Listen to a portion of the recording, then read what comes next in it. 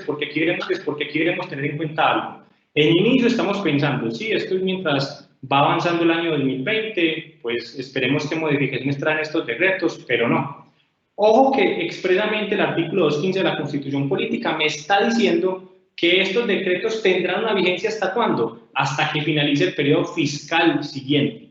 Recordemos que el periodo fiscal va en este caso del 1 de enero al 31 de diciembre, razón por la cual al finalizar el periodo fiscal siguiente sería hasta diciembre, al 31 de diciembre del año 2021, hecho que es fundamental tenerlo en cuenta y como lo dice expresamente allí, como lo he identificado, salvo que el Congreso durante el año siguiente, veas el año 2021, les otorgue el carácter de permanente, y aquí es donde recordamos con toda seguridad pues, un famoso aforismo o un dicho, como lo conocemos también en materia tributaria, y es que no hay nada más permanente que tributos transitorios. Esperaremos que suceda pues en este caso, sin embargo, pues es importante tenerlo en cuenta para que conozcamos que podrán ir o sus efectos irán hasta el 31 de diciembre del año 2020 para que lo tengan en cuenta. Y el Congreso de la República tiene unas facultades particulares, tiene unas facultades especiales con estos tipos de decretos, porque ellos, en efecto, como lo decíamos hace un momento, durante el año siguiente pueden derogar, por ejemplo, las modificaciones establecidas en los decretos, pueden modificarlas o incluso pueden adicionar al contenido de estos decretos, razón por la cual pues, el Congreso tiene allí un tema importante y una relación directa con estos decretos para efectos de que al año siguiente se defina si estos tendrán un carácter permanente en algunos casos, si van a modificar algunos detalles, por ejemplo, o si por el contrario, pues quedarán entonces derogados desde este punto de vista. Esto lo digo particularmente a título de introducción, para que vayamos viendo de pronto allí, dentro de esta materia de los decretos legislativos que han surgido a propósito del COVID-19, y tengamos un conocimiento constitucional, cuál es la razón de ser de esto. Sin embargo, quiero darle paso aquí a Gloria para que comencemos entonces a analizar pues, esas principales novedades tributarias a partir del COVID-19, por ejemplo. Por supuesto. Gracias, Daniel. Es así entonces que concluimos que la Constitución es norma de normas y es muy importante concluir con el referente de la Ley 137 del 94 que desarrolla las facultades constitucionales en época de emergencia. Especialmente está en su artículo 34. Daniel, me gustaría que nos contaras cuáles decretos han sido emitidos y cuántos han sido emitidos en materia tributaria. Pues bueno, hablemos un poco como lo conocemos y muy seguramente las personas que nos escuchan en este momento y que están aquí conectados hasta ahora, pues se sentirán identificados. El derecho tributario es un derecho pétreo, ¿cierto? Es decir, no se modifica casi no hay modificaciones constantes, ¿cierto? Normalmente aquí no hay reformas tributarias constantemente, somos un país con una seguridad jurídica considerable, ¿cierto? Falso, considerablemente tenemos modificaciones constantemente y pues en este caso, por supuesto, y con buena razón, digámoslo así, sí que hay modificaciones.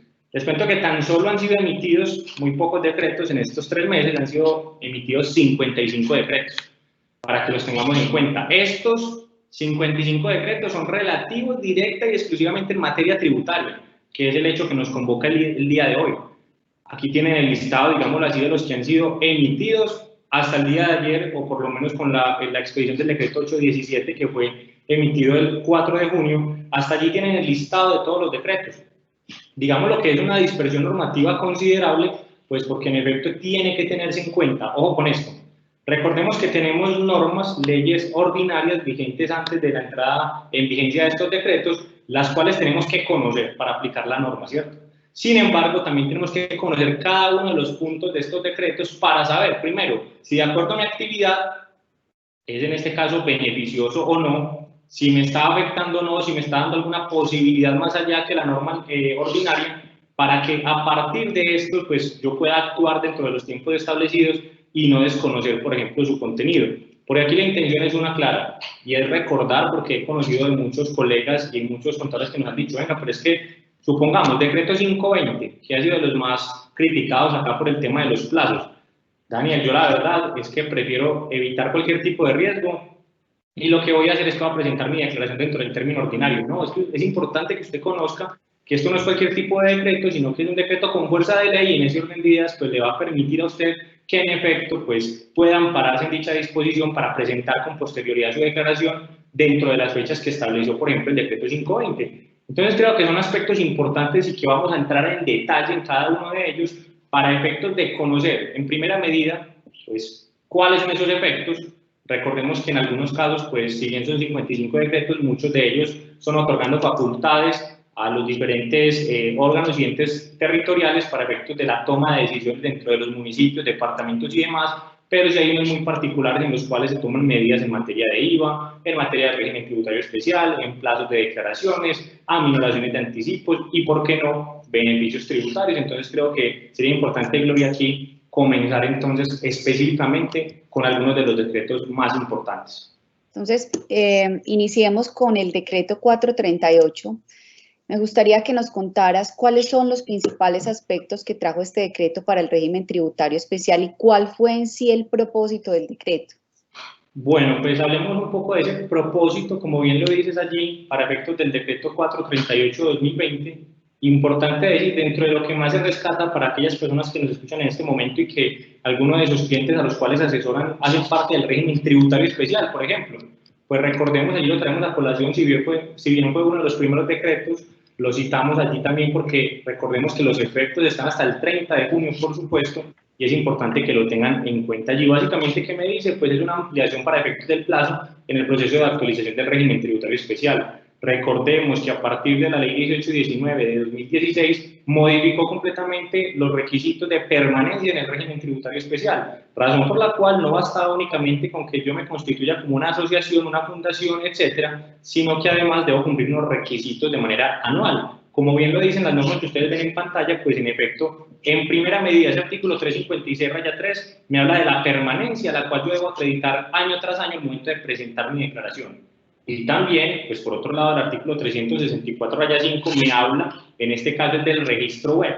Es decir, la información que debo cargar a la página de la administración, recordemos que esta estaba dada para los 3 primeros meses del año, por ejemplo, para efectos de actualizar la información y, por supuesto, acreditar ante la administración mi calidad de régimen tributario especial. Razón por la cual en este decreto 438 se amplió ese plazo para que en efecto fuese hasta el 30 de junio, razón por la cual tenemos un tiempo considerable todavía, pues para que en efecto se haya hecho este trámite. Recordemos que durante los meses de marzo, abril, mayo, y pues hoy en día todavía tenemos limitaciones importantes, pero fueron los meses neurálgicos en toda la situación del COVID-19 y, digámoslo de cierta manera, los meses en los cuales pues se generó sobre todo una limitación mayor para el tema de movilidad, razón por la cual pues en efecto se da esta posibilidad. Recordemos que igualmente dentro de los requisitos establecidos para efectos de la pertenencia al régimen tributario especial está también las diferentes certificaciones y las diferentes, digamos así, pronunciamientos, sobre todo por parte del órgano de dirección para efecto de que se apruebe la destinación de los excedentes, en este caso. También se dio la posibilidad en este decreto de que eso sería hasta el 30 de junio, razón por la cual entonces es importante conocer este tratamiento. Muy seguramente las personas pues que nos escuchan en este momento, cuando tuvieron conocimiento del decreto, pues ya han empezado a adelantar algunos de los trámites, pero es importante que recordemos que se tiene por lo menos hasta el 30 de junio para que adelanten este procedimiento, tanto el de actualización o para efectos de la permanencia, y cargar los documentos necesarios y suficientes a la página web de la administración para efectos entonces de conocer lo que nos dice el decreto 438 y tener ese plazo adicional. Creo que en este punto pues queda claro respecto al tema del régimen tributario especial. Sin embargo, pues no solo se quedó allí la norma, Gloria, o el decreto particularmente con estos plazos, sino que ahondó más otro tipo de decreto que creo que es importante que analicemos en este momento. De acuerdo, entonces, Daniel, hablemos del decreto 520, que ha sido uno de los decretos que más incertidumbre y polémicas ha creado. Pues el propósito de este era modificar los plazos para la presentación del impuesto de renta y de activos en el exterior a cargo de personas jurídicas y grandes contribuyentes, que en mi sentir trajo pues la posibilidad de un mayor tiempo para hacer la presentación de la declaración de renta. Y sin embargo, hay muchas inquietudes en el tema del beneficio de auditoría. Me gustaría que nos contaras acerca de este decreto y cuál es el objeto en sí de él. Bueno, el objeto del decreto 520 creo que en inicio dejó muchas dudas, muy seguramente pues muchos entenderán por qué.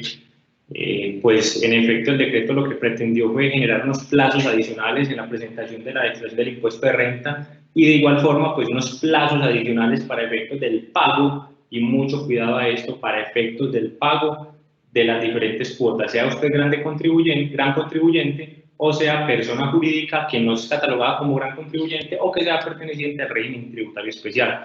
Razón por la cual este decreto, digámoslo así en inicio, pues trajo un alivio. El alivio consistía precisamente en presentar con posterioridad la declaración del impuesto sobre la renta, por ejemplo, y en efecto, pues que esa posibilidad nos permitiera tener en algún momento, como ya sabemos desde el 1 de junio hasta el 1 de julio, pues la posibilidad de presentar mis declaraciones de acuerdo a los dos últimos dígitos del NIF de la compañía, por ejemplo, de la empresa o persona jurídica, en este caso, régimen tributario especial, entre otros, razón por la cual en inicio se podría decir, mire, pues es importante la aplicación de este decreto, era necesario porque claramente teníamos unas limitaciones importantes durante los meses que se iban a cumplir y pues para efectos de la recolección de información, por ejemplo, para efectos de revisar la documentación, de muchos mecanismos, digámoslo así, que van desde nuestra profesión claramente, en la cual pues tendremos que analizar con el cliente, por ejemplo, la documentación y la información de la empresa, que nos dé la información que nos la brinde y pues claramente sabemos que si bien todo este tema que hemos tenido en este momento por los diferentes mecanismos virtuales y conocemos que cerca de un 4000% se incrementaron en este caso pues los medios tecnológicos, en este momento es más que claro que de todas formas estamos en un proceso de transición, razón por la cual pues era muy complejo para ese momento tener la información disponible. ¿A quién aplicaba ese decreto 520? Que es tal vez una de las principales inquietudes que se generaron. Ese decreto pues iba dirigido a grandes contribuyentes, como lo decíamos, las demás personas jurídicas que no tuvieran la categoría de gran contribuyente y por supuesto también en algunos casos para el régimen tributario especial. Digámoslo aquí de manera clara, particularmente en el caso de grandes contribuyentes y demás, se trajo unas especificaciones. Y ojo a esto que quiero llamar la atención aquí, porque he escuchado muchos comentarios que dicen, no, es que es la declaración, no, es que es el pago. Mucho cuidado porque recordemos que en materia tributaria nos regimos por un principio fundamental y ese principio consiste precisamente en decirme o identificarme a mí que única y exclusivamente me sujetaré al principio de legalidad, entendido como el cual única y exclusivamente voy a atender al contenido de una ley vigente, ¿cierto?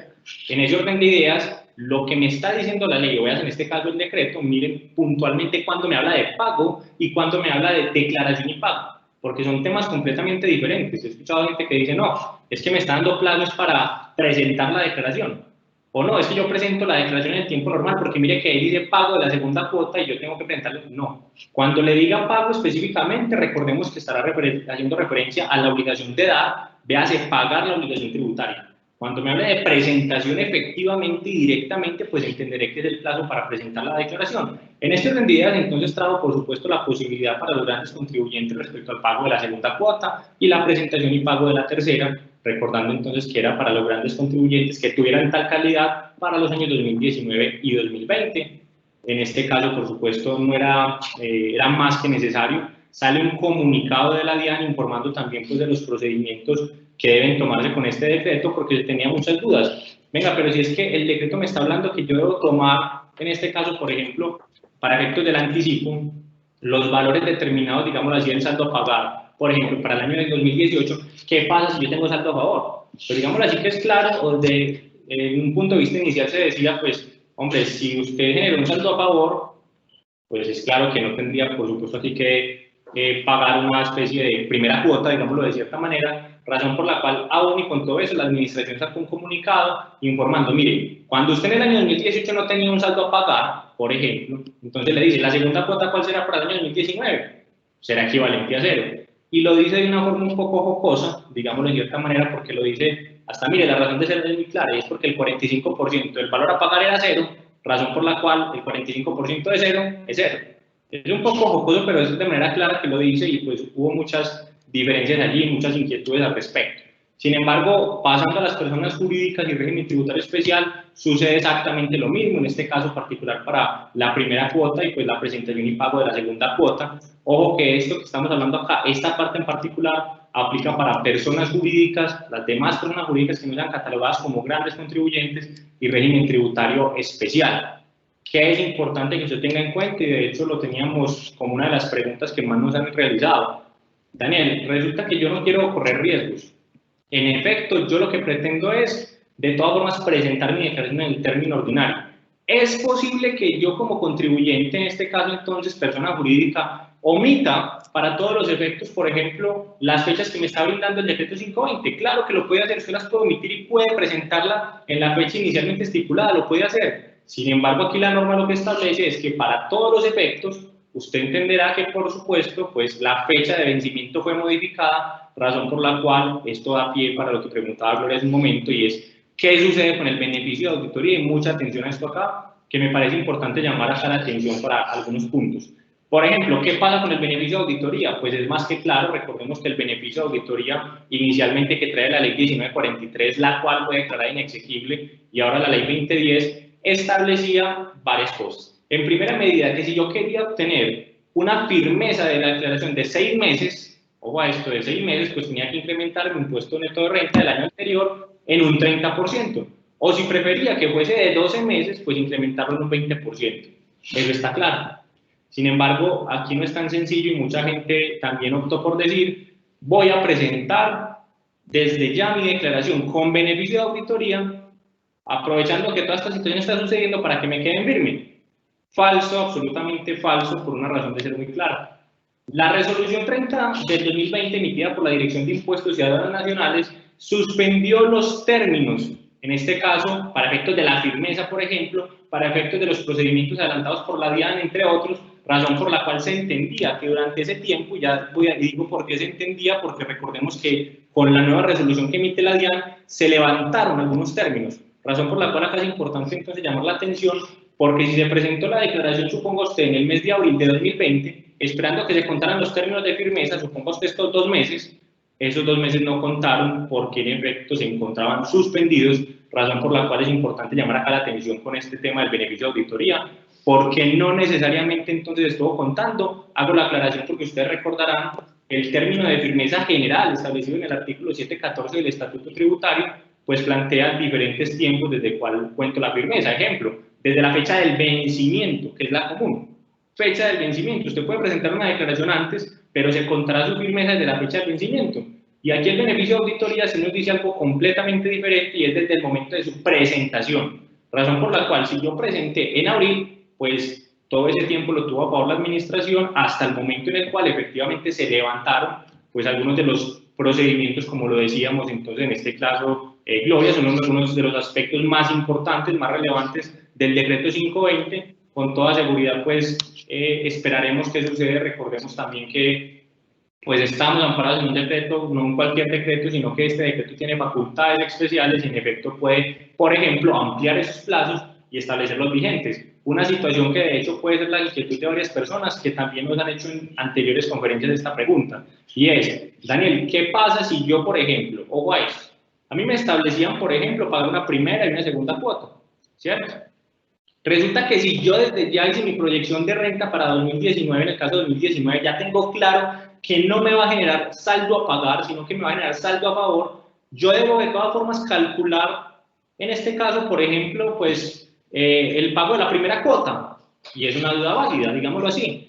Porque, ¿qué pasa? Puede que la persona haya tenido saldo a pagar en 2018, pero resulta que va a determinar su renta 2019 y no tiene, o le genera mejor un saldo a favor. Les digo algo, claramente esta posibilidad de pago de primera cuota y segunda cuota, por ejemplo, en el caso de las personas jurídicas que no tienen la condición de gran contribuyente, está dado, ojo a esto, está dado para efectos de un pago anticipado, entre comillas, de una primera cuota del impuesto. Razón por la cual, si desde antes se conoce que no generará impuesto a cargo, pues no tiene razón que se pague, no tiene razón de ser que se pague una primera cuota cuando en efecto esta no se generará.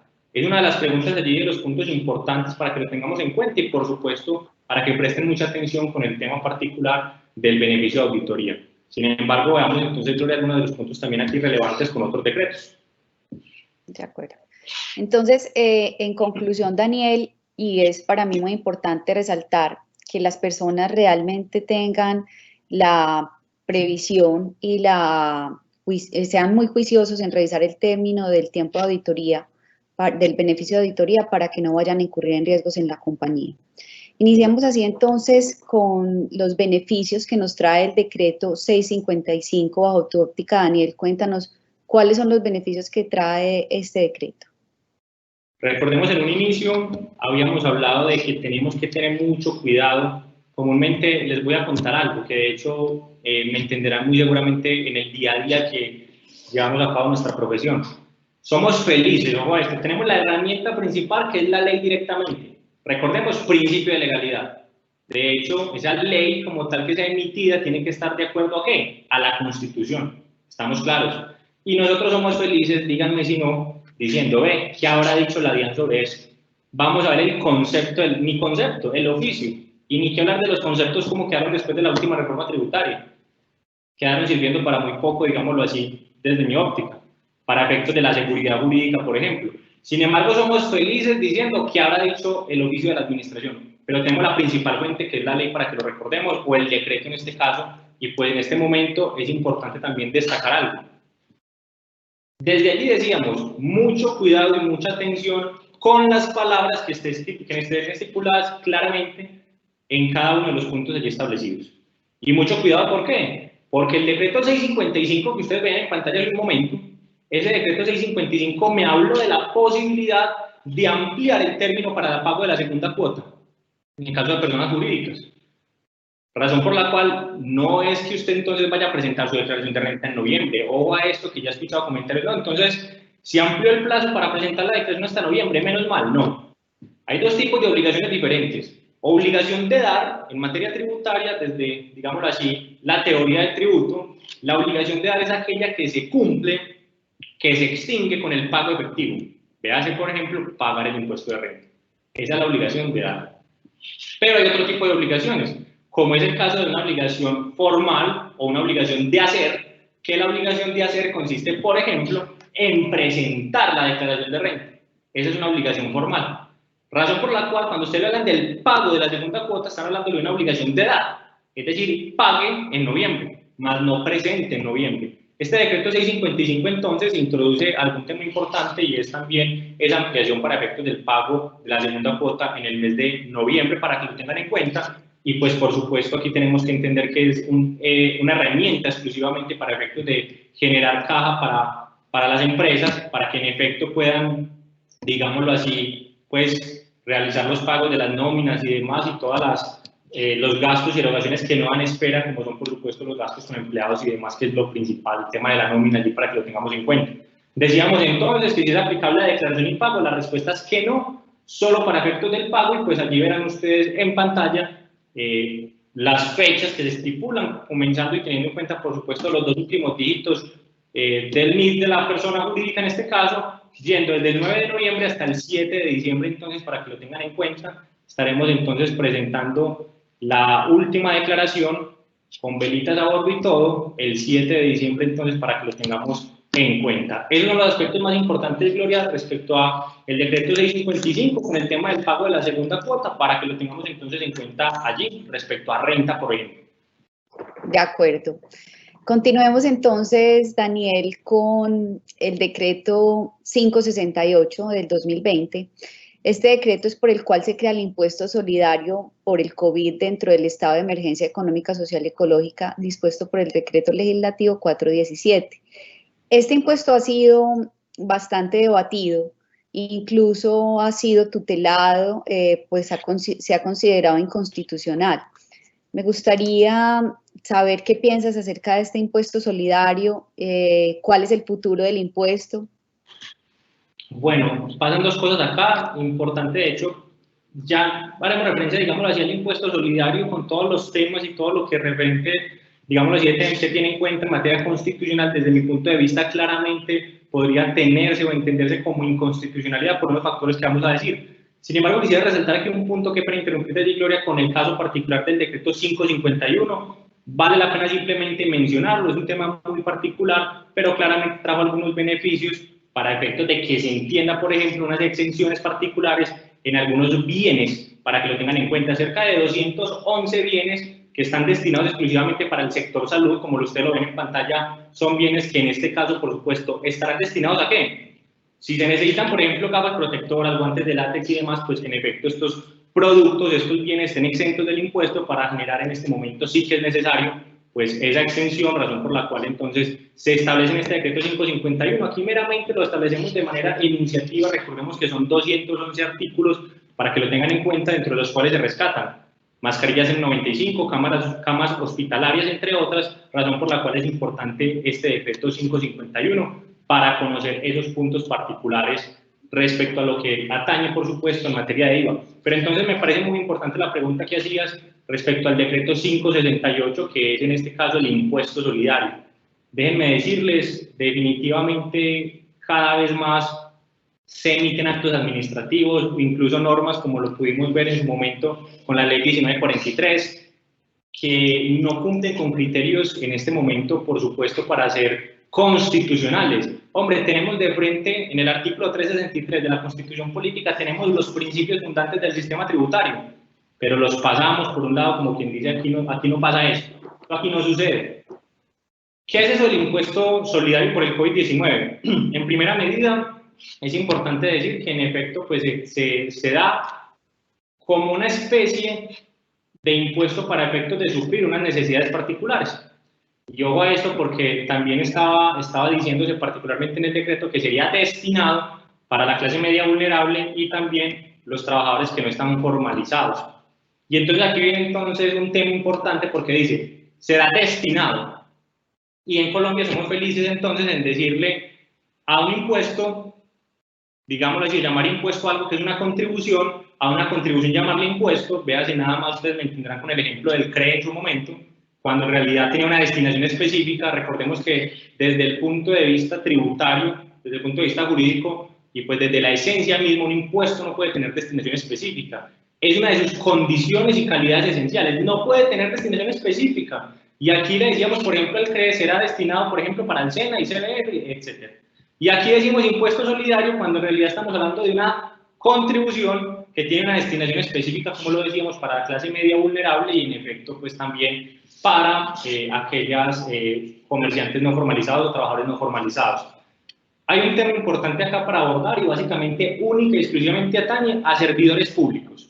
Ojo a estos servidores públicos, aquellos que presten servicios al Estado, por ejemplo, o incluso aquellos que se encuentren pensionados, que tengan unas mesadas pensionales o unos salarios o unos honorarios superiores a 10 millones de pesos.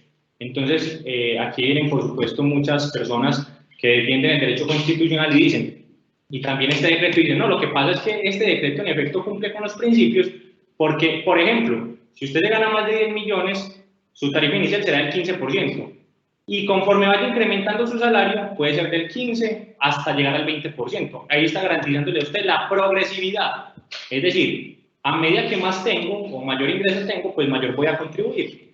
Eso no es cierto, porque en primera medida tenemos que revisar los principios en su integralidad. Y aquí quiero citar incluso al doctor Juan Esteban Sanín, quien de hecho pues ha tenido algunos artículos bastante acertados al respecto y pues que de hecho ha demandado algunas de las principales normas también en materia tributaria para efectos de su inconstitucionalidad, y el cual también veía un artículo hace poco en el cual se decía, mire, ¿hasta qué punto entonces es posible afirmar, por ejemplo, que este impuesto es constitucional o no? Y establecía precisamente el acuerdo de la OIT en materia, digámoslo así, laboral, en la cual se decía que no se podrían desmejorar las condiciones de un trabajador, en el caso, por ejemplo, de los empleados o servidores públicos, razón por la cual el hecho de que el Estado de manera unilateral tome una porción de su salario para efectos, digámoslo así, por ejemplo, ¿sí?, de cumplir principios de solidaridad y demás y de contribuir con una destinación específica, eso estaría constituyendo una desmejora en el salario del servidor público que, recordemos, este impuesto es obligatorio, no es si quiere, no es si le parece, no es si tal vez, no, es obligatorio, razón por la cual en principio se estaría diciendo, mire, se están desmejorando las condiciones laborales. Y otro de los argumentos que considero más relevantes y más importantes en este caso, considero que es el tema de la vulneración del principio de equidad horizontal.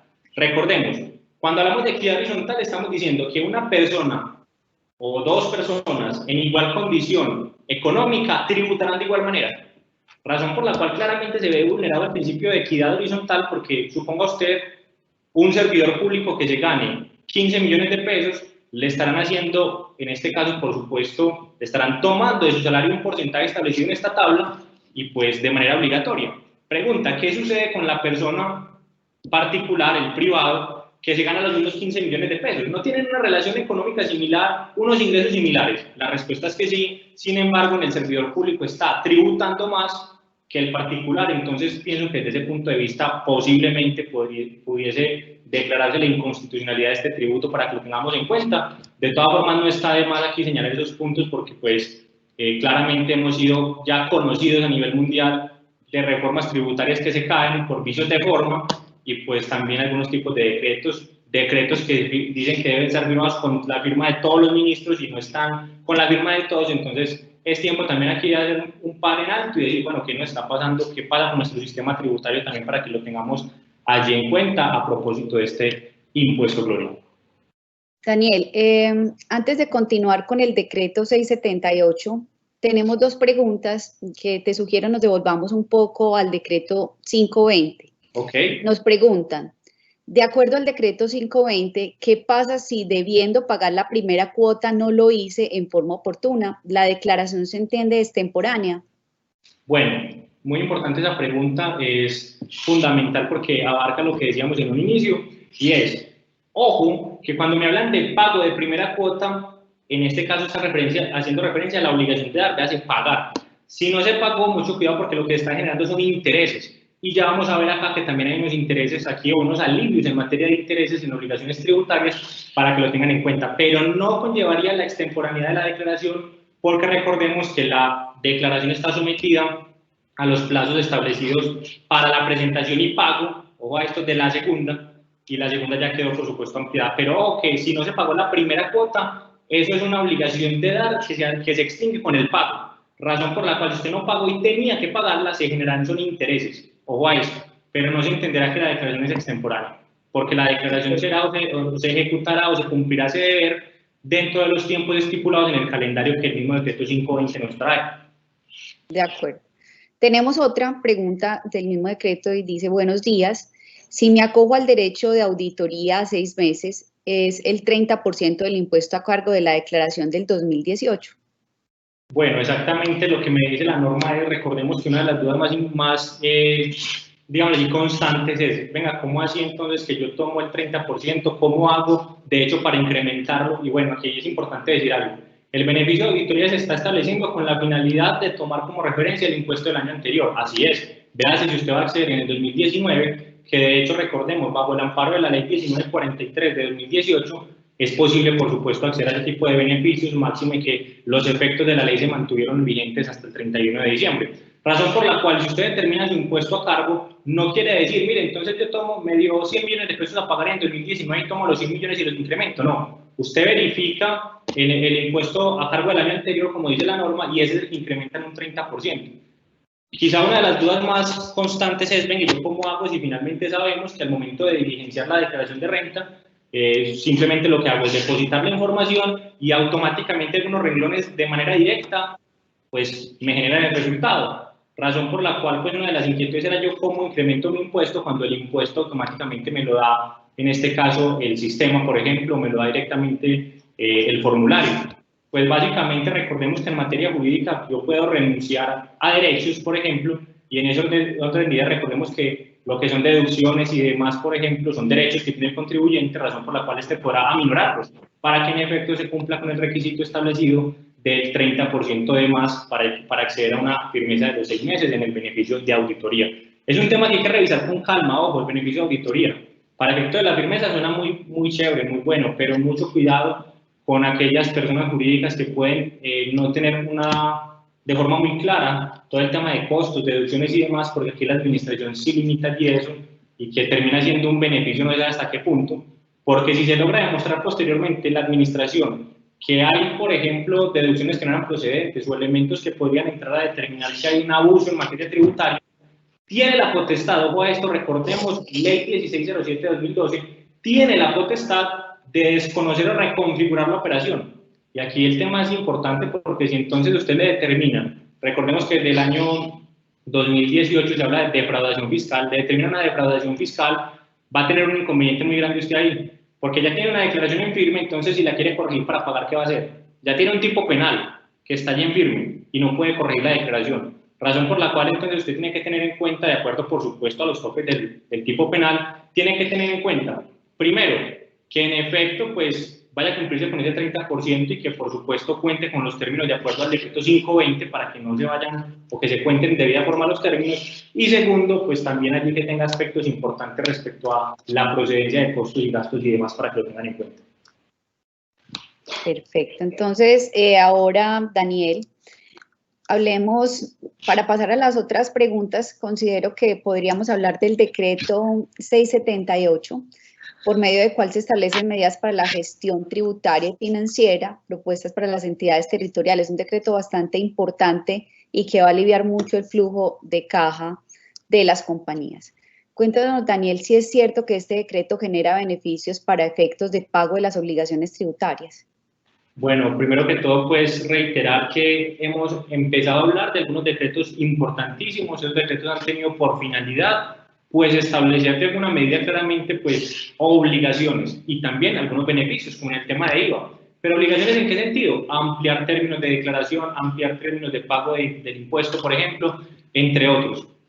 Por cierto, agradezco mucho las preguntas, recordemos que es necesario, me parece, yo soy de los más partidarios de que se estén haciendo y participando allí, que queremos escuchar sus preguntas, por supuesto, porque la intención con todo esto es, antes que todo, que quede claro, que es lo más importante, que lo que se está diciendo quede claro y sea pues concreto para efectos de los requerimientos que ustedes puedan tener allí.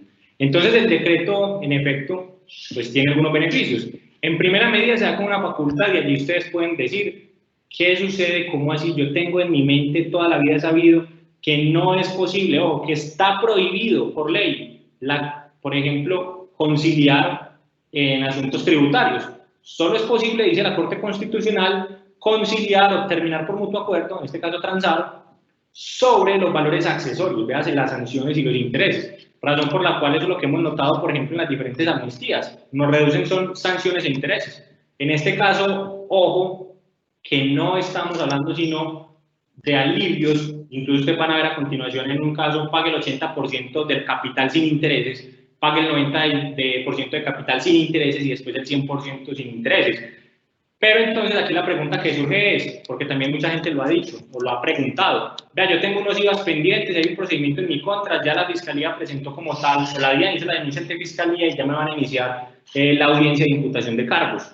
Ojo a esto, que esto no aplica en obligaciones con la DIAN. Expresamente es un decreto que da facultades a, en este caso, a entes territoriales, veas, alcaldes y gobernadores como tal, en el caso de departamentos, para efectos que lo tengan en cuenta. Razón por la cual saquen de plano las obligaciones con la DIAN. Aquí no se trata de ese tipo de obligaciones. Veamos entonces, a partir de este decreto 678, cuáles son esos beneficios. Miren que la finalidad principal y lo que busca el decreto es fortalecer sobre todo la liquidez y la cartera de ¿quiénes? De las entidades territoriales. Ahí no me están hablando de DIAN, no me están hablando de UGPP para que las descartemos de una vez. ¿A quiénes aplican? Contribuyentes, responsables, agentes de retención, por ejemplo, y miren qué importante, impuestos, tasas, contribuciones y multas pendientes de pago a la entrada en vigencia del presente decreto. Ojo, pendientes de pago, si fue posterior, no aplicará. Hombre, es que resulta que salí el día que no era de mi cédula. Y eso fue el día, hace 2 días, no aplica. Es a partir de la vigencia de este decreto para que lo tengamos en cuenta y única y exclusivamente para impuestos de carácter territorial. Miren qué interesante entonces porque pues generan un alivio, claro está. Si usted paga, que ya está vigente esto, a los que tienen, por ejemplo, muy seguramente hay un fotoestudio en la Secretaría de Tránsito y Movilidad, les aplica esto. Las famosas fotomultas, por ejemplo, hasta el 31 de octubre de 2020 se pagará el 80% de capital sin intereses ni sanciones. Importante que lo tengan en cuenta. Si usted paga, dejo pasar el 31 de octubre y entonces se va entre el 1 de noviembre y hasta el 31 de diciembre de 2020, pagará el 90% del capital. Véase, por ejemplo, en el caso aplicará en unos eventos, por supuesto, en materia de impuesto predial, en materia de impuesto de industria y comercio, aplicará, pero mucho cuidado a esto, no sé si de pronto han escuchado, en este momento, por ejemplo, me encuentro adelantando alguna defensa de algunos contribuyentes por el cálculo del impuesto predial en Envigado, que ustedes, por ejemplo, han visto que hay un incremento exagerado, pero les digo, exagerado, en unos casos un incremento del avalúo del 400%, del 500%, eso no aplica para esos casos, porque esto, digámoslo así, en ese caso son, por ejemplo, actos administrativos que fueron expedidos en el año 2020 particularmente y que apenas se están generando. Esto aplicaría hacia atrás, recordemos, porque también en este momento mucha gente pregunta, vea, me llegó el impuesto predial 4 veces más de lo que estaba pagando, entonces ¿puedo acceder a este beneficio? La respuesta es que no, para que lo tengan en cuenta. Y si usted paga entre el 1 de enero de 2021 hasta el 31 de mayo de 2021, pague el 100% del capital, pero no me va a generar aquí ni intereses ni sanciones, para que lo tengamos entonces en cuenta desde este punto de vista. Voy aquí entonces a ir cerrando un poco con este tema de este decreto, hablando un poco de la sede administrativa. ¿Qué significa que aplique en sede administrativa? Muy claro les voy a decir. Esto aplica si usted tiene la deuda y la administración lo ha requerido, es decir, ni el municipio la ha cobrado, pero lo tiene pendiente. Pero también si el municipio ya lo requirió y le está diciendo, venga, págame, también le aplica si usted está discutiendo con el municipio o si usted demandó al municipio, usted puede acceder también a estos beneficios con los porcentajes entonces establecidos en este decreto legislativo. Mucha gente pregunta algo también y es, Daniel, resulta que el decreto legislativo trae claramente establecido pues las funciones que cumplen, los descuentos que cumplen, pero ojo a esto, yo tengo que esperar que el municipio emita un acuerdo como tal, suponga usted, en este caso dice directamente el municipio, como lo hizo Medellín a través de una resolución, o si tiene que ser mediante acuerdo, ¿qué pasa allí? ¿Por qué lo digo? Usted dirá, ¿qué razón de ser tiene eso, Daniel? Los municipios tienen algo llamado autonomía territorial. Es decir, la norma puede establecer esto, pero los municipios o los entes territoriales, vean, municipios y departamentos son autónomos para definir si adoptan o no el beneficio. Las amnistías del año pasado, por ejemplo, bajo la ley 1943, ¿quién me dice, por ejemplo, Medellín qué amnistías adoptó? Medellín no adoptó amnistías, solamente el 70% de descuento con favorabilidad, pero no adoptó amnistías. Razón por la cual esa autonomía territorial significa que yo puedo en este caso esperar que para que me apliquen la norma el municipio emita un acuerdo.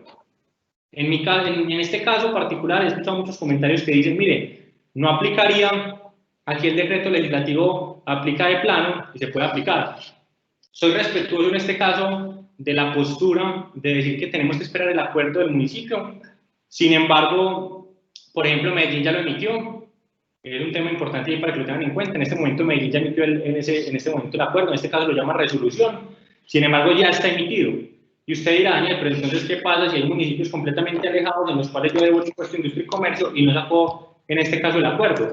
Desde mi punto de vista, es posible a través de una acción de cumplimiento exigirle al municipio que aplique el decreto legislativo porque está dado con facultades extraordinarias y en esta medida, pues en efecto, tendremos la posibilidad allí pues de acceder a estos beneficios que es importante que ustedes conozcan y que desde todo punto de vista es necesario aprovechar, máxime teniendo en cuenta dos cosas. Primero, la reducción en capital, la reducción en intereses y sí que es cierto también como segundo en las sanciones para que lo aprovechemos entonces. Aquí quiero, pues, me van a disculpar un pequeño paréntesis acá, quiero dar también paso a Lidio Zapata de la Cámara de Comercio de Medellín para Antioquia, que nos estará hablando también un poco acerca de la renovación en este momento y cuáles son los trámites y demás que se requieren, máxime teniendo en cuenta también para aquellos que están afiliados a la Cámara de Comercio. Entonces lo voy a dejar en un momento con Alirio.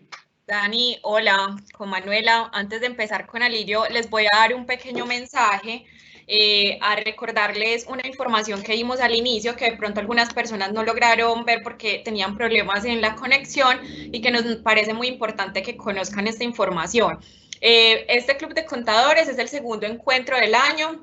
Vamos a tener otros 2 encuentros. Este club que estamos realizando hace parte de los beneficios de los empresarios que decidieron tener más y que pertenecen al programa Afiliados Primero. Entonces queremos también contarles que adicional a estos encuentros con los temas de interés que ellos tanto necesitan, vamos a tener unas consultas, 2 consultas por empresa. Es una cita con un especialista sobre temas contables para despejar dudas. Si tú perteneces al programa Afiliados Primero, vas a recibir un correo con las instrucciones de cómo puedes acceder a estas asesorías. Si aún no perteneces al programa y si quieres saber cómo pertenecer, puedes comunicarte al teléfono 576-6107 o al 576-6295 o nos pueden escribir al correo afiliados@cámaramedellin.com.co. Muy importante que tengan esta información presente.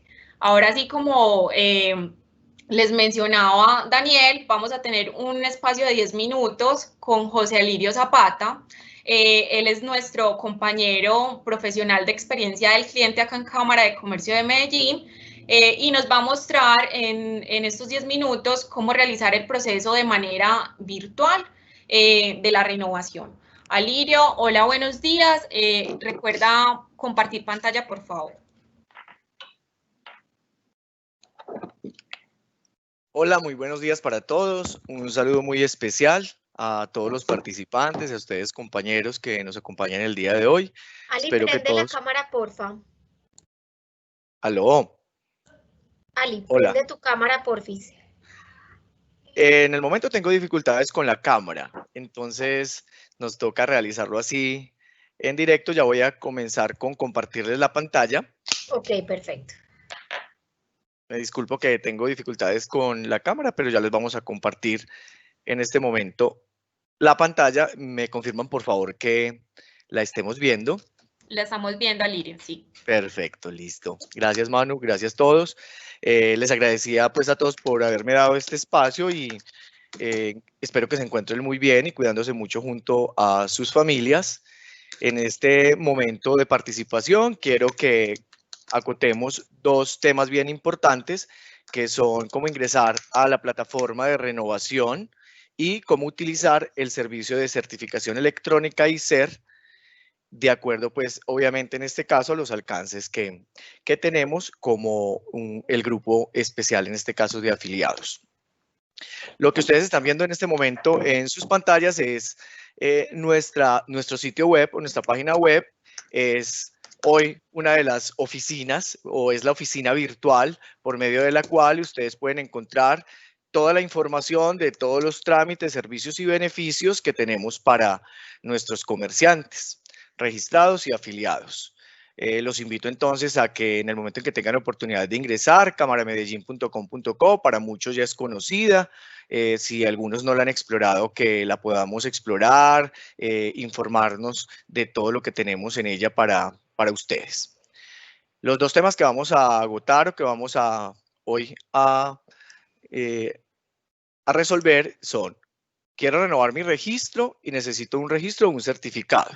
En el tema de por este espacio de quiero renovar un registro, encontramos inclusive el tema de los canales que tenemos hoy de pago, todos los convenios que tenemos y la demás información que corresponde a la renovación mercantil.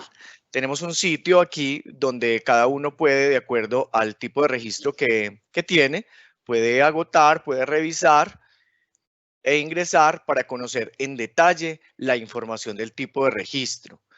En el caso de que ya no tengamos necesidad de revisarlo porque cada uno conoce obviamente la información o ya la tiene clara, podemos ingresar directamente a quiero renovar ahora. En quiero renovar ahora lo estoy haciendo en línea, recordemos, estamos en el sitio web de la Cámara de Comercio de Medellín.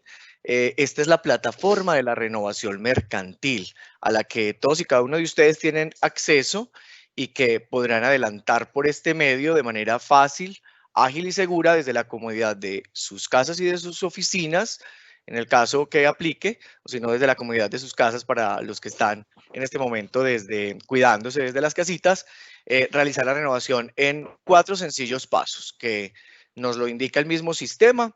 Ingresamos. El primero es ingresar con el número de NIT. Se puede ingresar con el NIT o con el número de la matrícula, preferiblemente el NIT sin dígito de verificación. Para las personas naturales es su número de cédula y para las personas jurídicas el NIT que corresponde al RUT en su momento otorgado por la DIAN. El segundo paso es seleccionar el representante legal. Vamos a ingresar entonces a este primer paso. Vamos a ingresar a este primer paso con un comerciante que amablemente me prestó sus datos para ingresar hasta este punto. Aceptamos los términos y condiciones del servicio e ingresamos.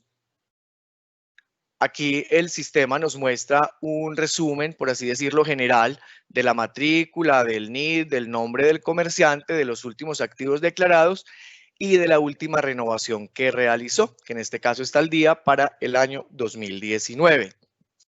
Y como ya habíamos ingresado antes, pues nos invita o a continuar con el pago o a actualizar la información. Cuando entramos por primera vez, entonces nos va a aparecer esta información en este estado y es invitándonos a que elijamos el comerciante o representante legal para el caso de personas jurídicas. Cuando es una persona jurídica y tiene más de un representante legal, tiene representantes legales suplentes, que son los facultados, nos invita a elegir cuál es la persona que va a adelantar el proceso y que tiene la clave para realizarlo. En este caso es una persona natural, es el comerciante y nos invita a ingresar la clave. Esta parte es muy importante que la tengamos en cuenta porque para poder ingresar al aplicativo a realizar el proceso se requiere una clave que haya sido en su momento adquirida en las sedes o que el mismo sistema, para el caso que no se haya tenido clave o no haya en su momento el comerciante o facultado realizado el proceso para adquirir la clave, el mismo sistema le habilita la opción de adquirir esa clave en línea por medio de los datos que tiene registrados en la Cámara de Comercio de Medellín.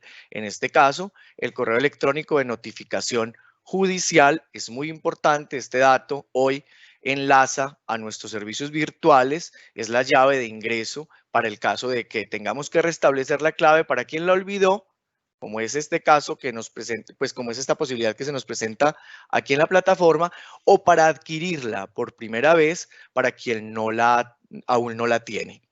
La calidad de esa información en el registro es bien importante. Hoy, por medio del correo electrónico de notificación judicial o para restablecer por medio del celular reportado como celular para notificaciones, se puede realizar el trámite de restablecer la clave. En este caso, si hiciéramos la hipótesis de haber olvidado la clave, para restablecerla, miremos cómo nos indica el correo electrónico que tiene reportado el comerciante y el celular para recordarla. En caso de que no recuerdo, de que no la tengan, la clave segura para realizar o la clave para realizar el proceso de renovación, el mismo aplicativo lo identifica, lo controla y les permite adquirirla en línea por medio de este dato. Ahora bien, una vez ingresan al aplicativo, aquí pues por tema de seguridad de la información no vamos a ingresar, solo vamos a conocer los datos generales. El aplicativo me lleva a los datos del comerciante, a los datos del establecimiento o establecimientos de comercio, sucursales o agencias, para el caso de los registros de personas jurídicas que cuentan con sucursales o agencias, y personas naturales que tienen y jurídicas que tienen más de un establecimiento de comercio. También trae toda la información y la información financiera. Entonces son tres módulos importantes que se agotan al interior del aplicativo. El primero, el del comerciante, donde podemos actualizar direcciones, teléfonos, correos electrónicos y códigos SIU. Una vez actualizamos esta información, continuamos a una segunda etapa, que es la de los establecimientos, sucursales o agencias, que se los trae el sistema haciendo el control dependiendo el registro que tenga en la Cámara. Actualizamos también datos como son correos electrónicos, direcciones, teléfonos y códigos SIU. Y posteriormente pasamos a la información contable o información financiera. En esta información contable o financiera es importante considerar que tiene corte el 31 de diciembre del año inmediatamente anterior. En tanto, es muy importante depositar allí la información de acuerdo a cada ítem que nos presenta el sistema. El sistema nos presenta ayudas en signos de interrogación y nos permite ir editando y nos va mostrando módulo a módulo de qué manera va quedando actualizada la información.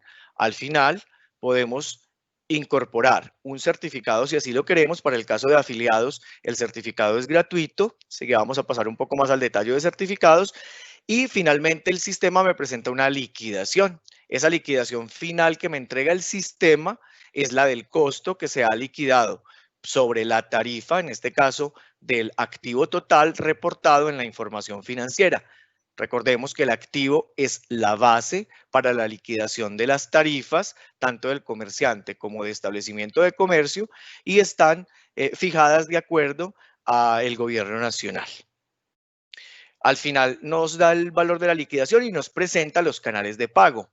PSE para quien lo quiere realizar y es un canal bien importante en línea todo el de la pasarela virtual con el banco con el que tengan sus cuentas, o permite la impresión de la liquidación para pagarse por medio de los convenios que hoy tenemos con Ganas, Caja Éxito, Surtimax y bancos en convenio, que se puede pagar directamente en las sedes. Con Gana y Baloto, inclusive con una foto de la liquidación, es posible ir a sus puntos de pago y simplemente mostrando esta información con el referente de pago y el número de NIT en línea, se puede recaudar la renovación y queda en línea el pago por web service, queda asentado o registrado ya en la Cámara de Comercio de Medellín. Miremos entonces que el proceso es realmente muy sencillo, muy fácil para realizar la renovación por medio del aplicativo de la Cámara de Comercio de Medellín. ¿Por qué es importante renovar a tiempo en la Cámara de Comercio de Medellín? Porque no solo porque así lo determina la legislación, sino porque para el caso de los afiliados que pertenecen a este grupo especial,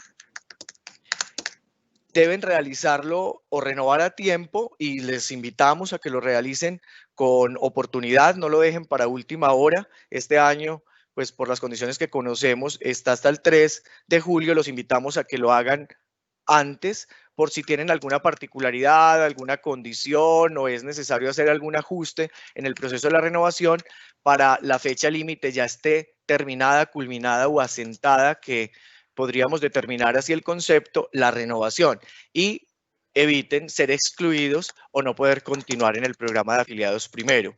También una condición importante es realizar la renovación a tiempo de los establecimientos de comercio que tengan en otras jurisdicciones, en otras cámaras de comercio, porque esto también es un requisito importante e indispensable para continuar participando en los servicios y beneficios de este programa especial de afiliados primero. Bueno, nos vamos a devolver entonces, vamos a pasar a este segundo tema, también muy importante para ustedes, que es el de necesito un certificado. ¿Cómo utilizar el servicio de certificación electrónica ICER? Recuerden que los afiliados tienen un cupo importante que se retribuye en certificados de existencia o representación legal, el cupo que tienen o el valor que pagaron de cuota de afiliación. Ingresamos entonces por aquí por necesito un certificado, solicitar un certificado aquí y me ingresa a la plataforma ICER. Directamente también pueden ingresar por certificadoscámara.com.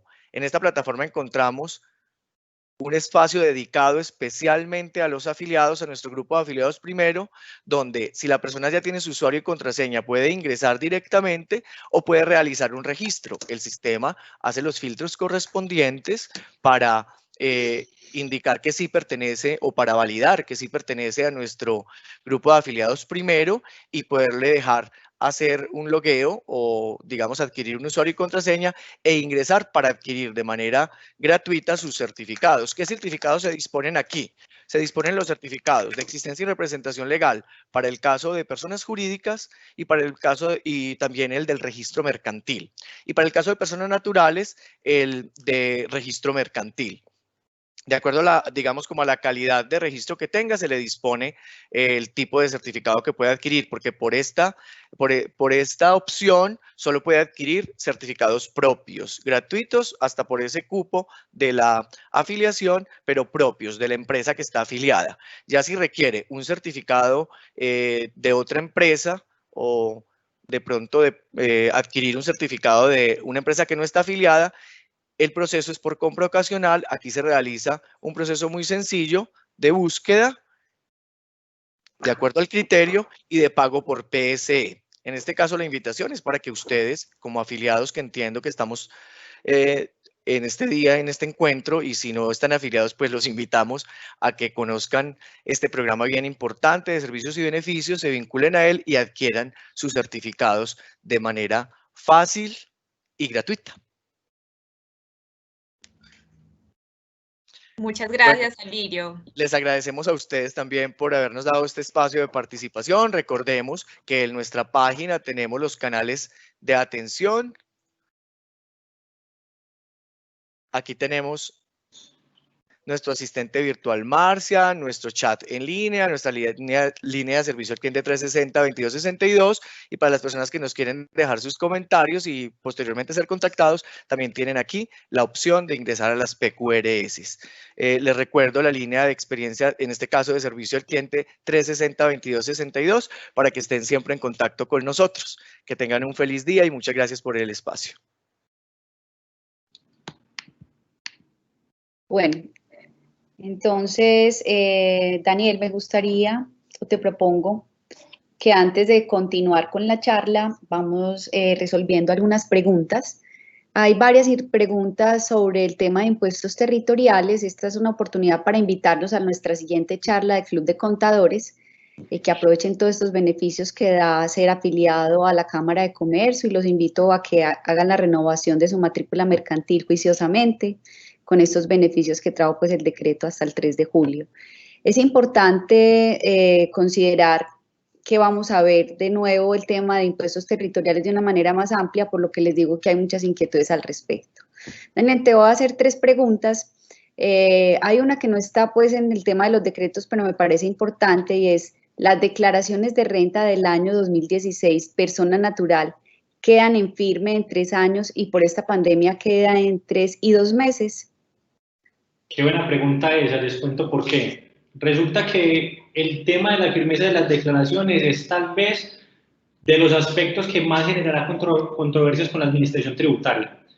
Les cuento un poco también a partir de hacer una introducción de la pregunta, y es: en el año 2016, por ejemplo, efectivamente sale la ley 1819 de ese año, ¿cierto? Cuando sale la ley 1819 de ese año, me dicen, mire, el término de firmeza de la declaración ya no será de 2 años, sino que será de 3 años. Y recordemos que en este caso estamos hablando de normas de carácter procesal, es decir, cuando declaro. Razón por la cual el año 2016 se declaró en 2017, fecha o año para el cual ya se encontraba vigente el término de firmeza de 3 años. Así las cosas, si yo presenté mi declaración en agosto del 2017, por el año 2016, contaría a 2018, 19 y 2020. Sin embargo, ojo a esto, porque la resolución 30, particularmente de 2020, la DIAN dijo lo siguiente, y es que suspendía los términos que se tuviesen adelantados en este momento con la administración, por ejemplo, a procedimientos administrativos, también las firmezas de las declaraciones, razón por la cual lo que dice la norma que vamos a ver incluso más adelante es: se entiende que está suspendido desde el momento en que entró en vigencia la resolución. Hay 2 resoluciones importantes, la resolución 20 y la resolución 30 del 2020. En esas 2 resoluciones establecen las condiciones, y me dice la nueva resolución que el término que faltaba se contará desde el momento en que se declare y se levanten los términos. Ya vamos a ver que fue el 2 de junio, razón por la cual todo el tiempo que duró esto tendrá que contarse como plazo adicional para que efectivamente pues, se pueda dar allí también la firmeza de la declaración. Eso sí les digo, claramente se da para mucha discusión con la administración de impuestos, porque me dirá: no fue esta fecha, fue posterior, y se acordarán de mí que por vida van a haber muchos problemas con esas firmezas. Aquí hay otra pregunta muy importante, y es: ¿qué decretos COVID hay para el sector hotelero? Bueno, el sector hotelero, como ustedes lo conocen, ha sido uno de los más afectados, la verdad. Claro que tenemos también aquí decretos importantes sobre el tema. Recordar 2 de hecho importantes. Uno que vamos a ver a continuación, que permite particularmente para actividades dentro de las cuales se encuentran los servicios hoteleros una tasa preferencial en intereses. Aquí ya no vamos a olvidar por este tiempo de los intereses moratorios, que son los más altos, y vamos a hablar del interés corriente certificado por la superfinanciera. Pero además, si se trata de una actividad como en el caso de servicios hoteleros, usted me calcula la tasa de interés corriente certificado por superfinanciera para créditos de consumo y ordinario, pero reducido al 50%. Es un tema muy importante. Y también, un dato no menor, un decreto que salió la semana anterior, el decreto 789, establece la exclusión del IVA en servicios hoteleros y de turismo. De acuerdo. Una última pregunta para que continuemos con el 682 y te propongo que volvamos a abrir las preguntas. Okay. Si ya existe un acuerdo de pago, caso Tránsito de Medellín, ¿igual se puede acoger al beneficio? Bueno, aquí sucede algo, y es la recomendación que doy en todo momento para efectos de acceder a beneficios tributarios, amnistías y demás. Resulta que usted siempre que va a hacer una amnistía, un beneficio tributario, etcétera, usted no pudo haber acordado realizar facilidades de pago. Porque ojo que al momento de usted generar facilidades de pago, usted lo que está reconociendo es una obligación clara, expresa y exigible y que va a responder por ella.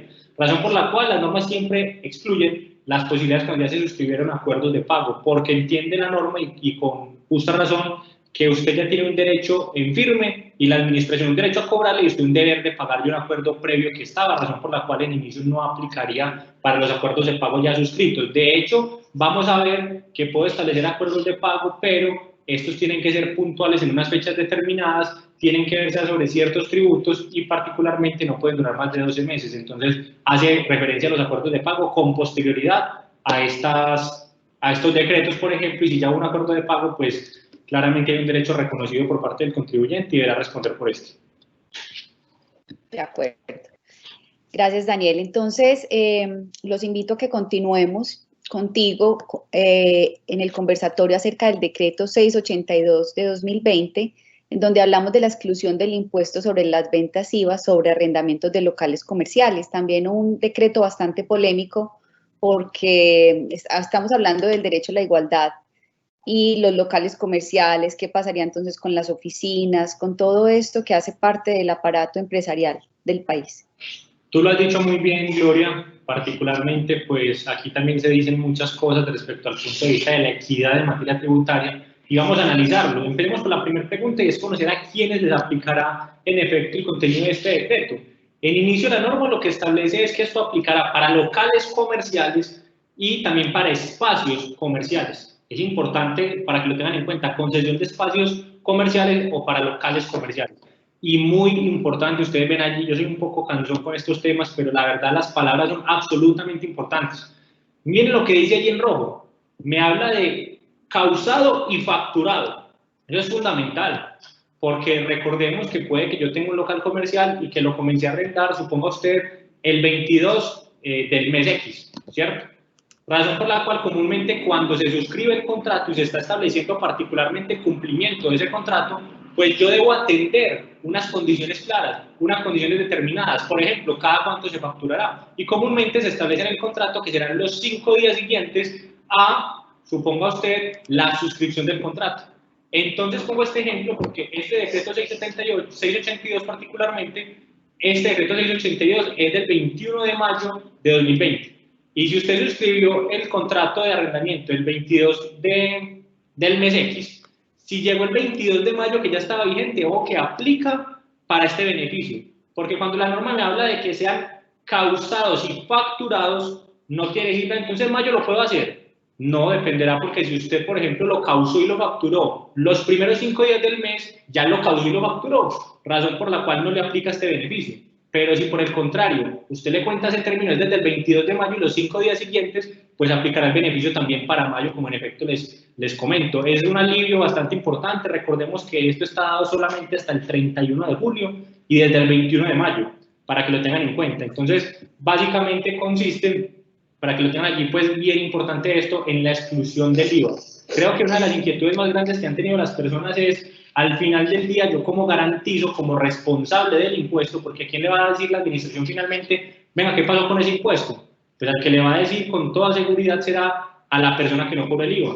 Razón por la cual esto se convierte en un tema netamente probatorio, de una libertad probatoria amplia. ¿Por qué lo digo? Pues porque vamos a ver los requisitos que estamos hablando en este caso y en algunos casos me dice, por ejemplo, que el local comercial haya sido cerrado, por ejemplo, o estuviese cerrado por más de 15 días. La pregunta para el arrendador será, ¿usted cómo garantiza que efectivamente ese local estuvo cerrado 15 días? Y pues en efecto prueba de ello será, como les digo, hay libertad probatoria para demostrar, por ejemplo, pues que en efecto, venga, indíqueme por favor usted aquí, señor arrendatario, bajo la gravedad de juramento, que en efecto ese local comercial estuvo cerrado y de hecho le pueden aislar todos los puntos aquí que observan en requisitos para que usted también como responsable del impuesto o como, en este caso, por supuesto, como arrendador, pues se cubre en salud para el caso de que la DIAN no le vaya a decir, venga, usted tenía la condición de responsable del IVA, entonces págueme el IVA que usted no cobró. Entonces vamos a ver los requisitos. En primera medida, en efecto, se requiere que sean arrendamientos o concesiones de locales comerciales, ojo a esto, de locales comerciales, con ninguna otra destinación, tienen que ser comerciales. Y en buena hora, claro está, porque en efecto, pues, todo este tipo de locales han sido los que más se han visto perjudicados con toda la situación del COVID-19, por un lado. En segunda medida me dicen, mire, que esos locales comerciales, la concesión de esos espacios comerciales, antes de que se decretara la emergencia sanitaria en este caso, pues se encontraran abiertos al público. Claramente, pues depende en mucha medida pues que estén abiertos al público, porque si en efecto, después de la emergencia sanitaria, se decretaron como tal unas contingencias y unas limitaciones para salir, transitar, pues claramente entonces se vieron perjudicados, razón por la cual, el segundo requisito, mire, antes de la entrada en vigencia de la emergencia sanitaria, se declarara la emergencia sanitaria, se encontraron abiertos al público, segundo requisito. Miren aquí esto que importante, el tercero, que de hecho es la esencia. Esas actividades que se desarrollan efectivamente en esos locales o espacios comerciales, por ejemplo, estaban necesarias, miren allí resaltado, necesaria y primordialmente asociada a la concurrencia de clientes. Hombre, pues claramente, por ejemplo, un restaurante, si bien es cierto y mucha gente dice, no, se incrementaron los domicilios, créanme que no basta solamente con domicilios para la concurrencia que tiene, por ejemplo, un local comercial en un centro comercial, por ejemplo, no será lo mismo. Entonces, necesariamente estaba asociado, por ejemplo, a la concurrencia de público, claro que lo estaba, y si lo cumple, entonces también allí será procedente. Finalmente, el cuarto punto, entonces, tal vez el más discutido, como les decía, porque aquí me trata de decir ya esto, mire, que durante la emergencia sanitaria se encontrara ese local comercial o ese espacio, esa concesión comercial, digámoslo así, durante la emergencia, por lo menos por un periodo de 2 semanas. Y aquí entonces usted, ¿cómo tiene para determinar que fue 2 semanas lo que estuvo cerrado? Eso sería complejo, digámoslo así. Sin embargo, como les digo, se recomienda, pues usted solicite al arrendatario que realice una certificación en la cual, bajo la clave de juramento, indique, primero, que se trata de arrendamiento de local comercial. Segundo, que antes de que se decretara la emergencia sanitaria estaba abierto al público. Tercero, que su actividad depende necesariamente y primordialmente de la concurrencia de clientes. Y cuarto, que bajo la gravedad de juramento, ahí sí pónganle lo que más los proteja, que en efecto él garantiza que estuvo por lo menos 2 semanas cerrado, para que no vayan a tener inconvenientes con la administración de impuestos, porque recordemos que en efecto al final del día, pues el responsable será entonces del IVA allí, y entrará a cumplir la obligación con la administración de impuestos para que lo tengan en cuenta. Importante, aplicará para junio y para julio, eso es importante. Sin embargo, recordemos que en el mes de mayo aplica siempre y cuando sea facturado y causado con posterioridad al 21 de mayo para que lo tengamos en cuenta. Gloria decía algo que me parece fundamental y es, aplica esto para oficinas y bodegas. ¿Hasta qué punto es equitativo? La norma claramente dijo aquí de manera expresa que no aplica para oficinas ni para bodegas y digámoslo así que en una primera medida lo que ha dicho el gobierno nacional y su razón de ser dentro de las partes considerativas es que los locales comerciales dependían necesaria y exclusivamente pues, de la concurrencia de público. En una oficina no necesariamente, a su modo de entender. Razón por la cual pues claramente pensaré yo que en cierta medida también se da porque, pues, en el caso de contadores, abogados, hemos tenido, digamos así, la posibilidad de hacer nuestras reuniones de manera virtual y hemos tenido contingencias diferentes y formas de solucionarlos, cosa que no ha sucedido con los locales comerciales. Puede ser el inicio de eso.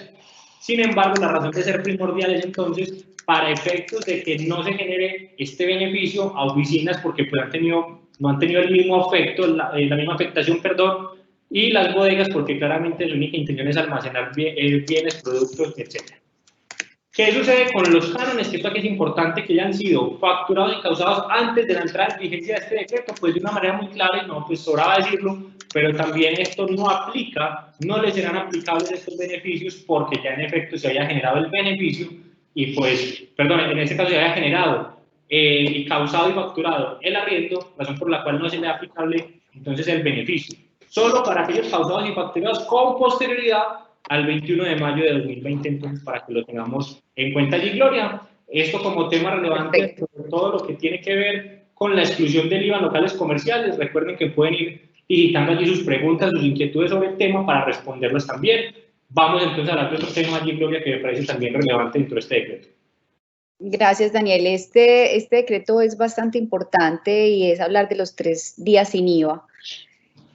Antes de pasar a hablar cuáles son los días que estableció el Gobierno Nacional sin IVA, pues a mí me llama mucho la atención personalmente es tener 3 días sin IVA. Bueno, muy importante, pero hoy realmente estamos preparados para salir a comprar bienes suntuosos o bienes que tengan IVA incluido o más IVA.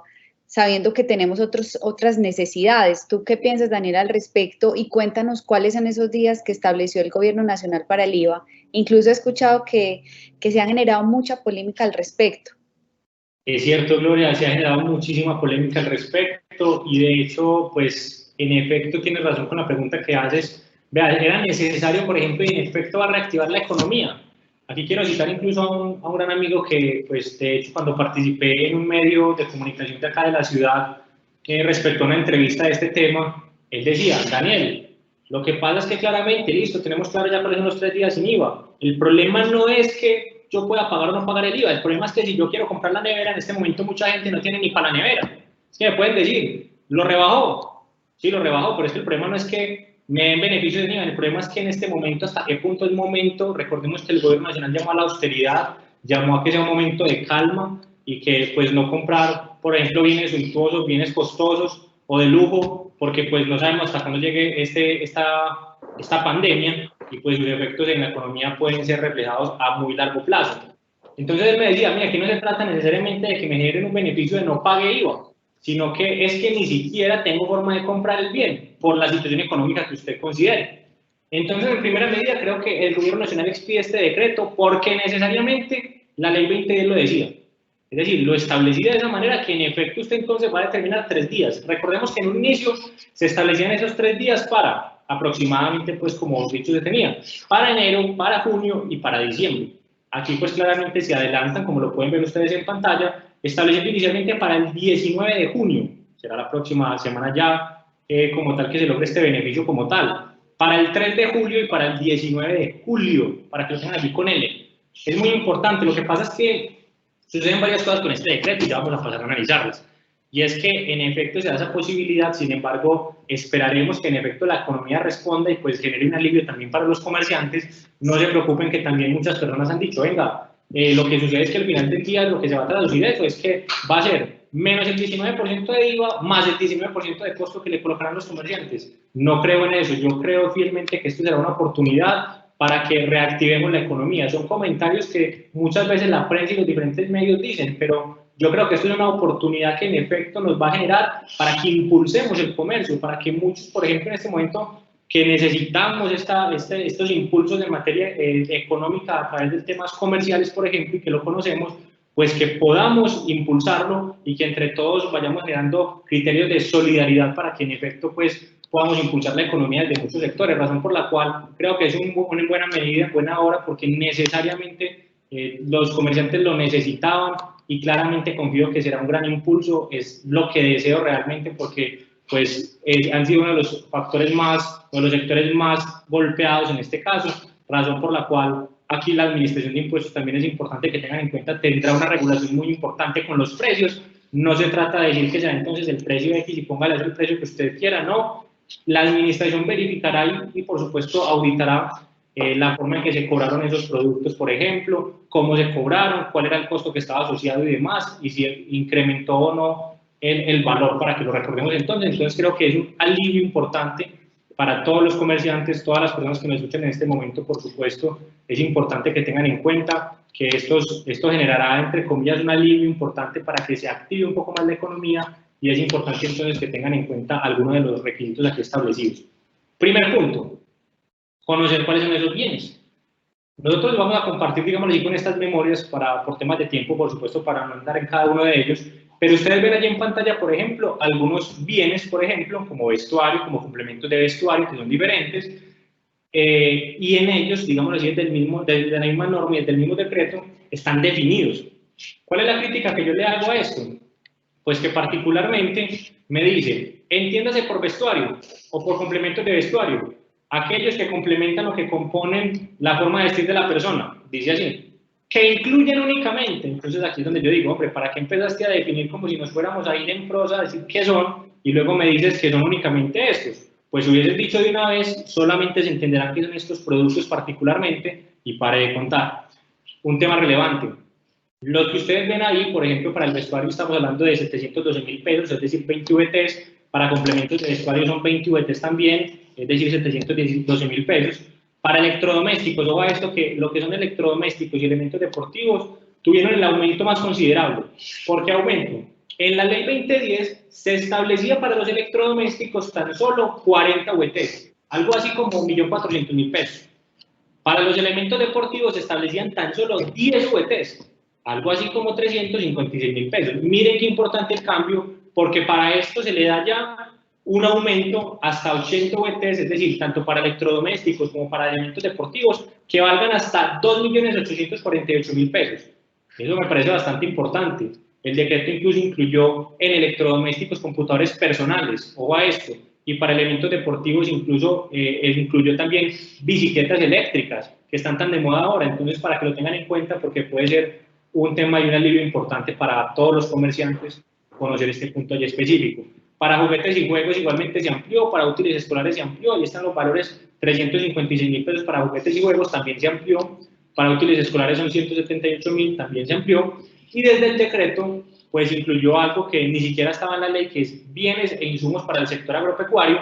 Esto es hasta 80 VTs, lo que se representa en 2.800.000 pesos aproximadamente para el año 2020.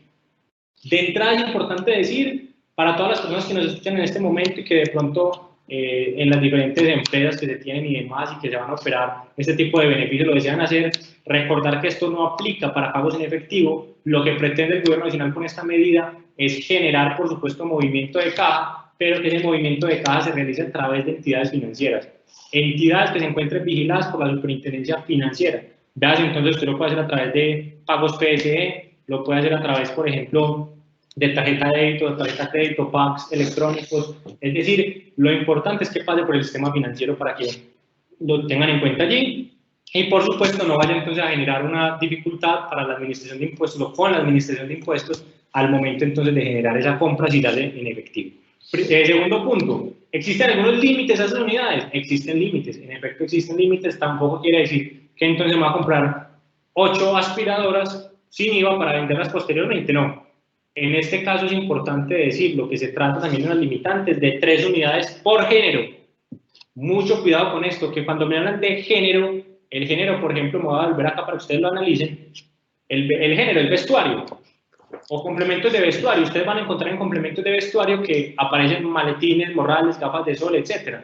Eso no quiere decir entonces que si yo me compro 4 morrales no aplique. Lo que me está diciendo la norma es que usted si se compra 2 morrales, unas gafas y otro maletín, ahí no le aplica. Son diferentes productos en especie, pero son un mismo género.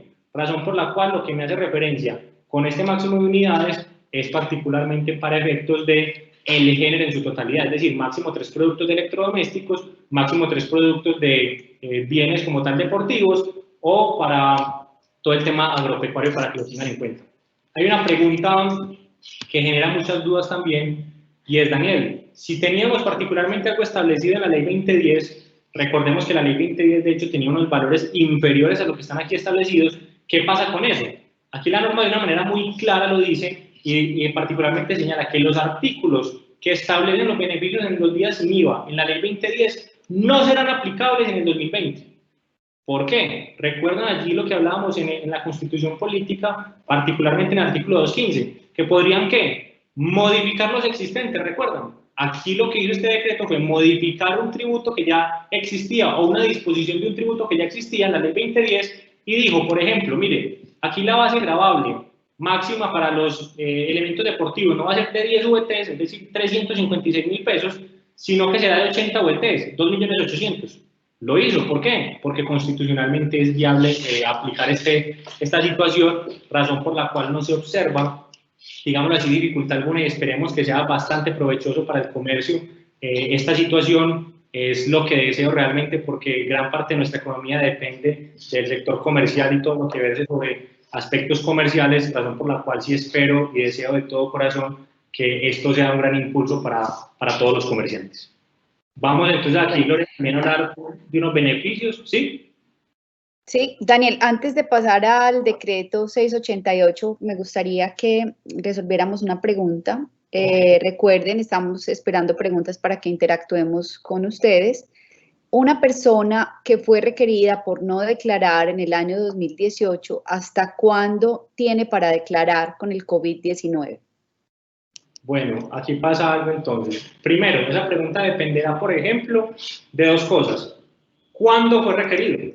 esa será la pregunta inicial. ¿Cuándo fue requerido efectivamente la persona? No lo observo allí el contenido, sin embargo acá es importante que tengan en cuenta dos cosas. ¿Cuál fue el acto administrativo por medio del cual le exigen que declare, por ejemplo? Porque también dependerá de la sanción.